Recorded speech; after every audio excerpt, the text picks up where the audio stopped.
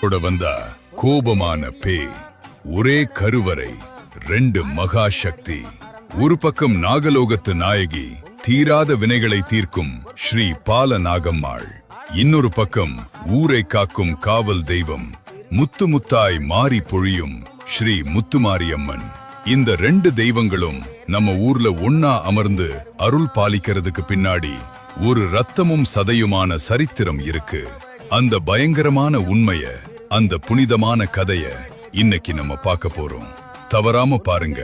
இது வெறும் கதை இல்ல, நம்ம மண்ணோட சக்தி.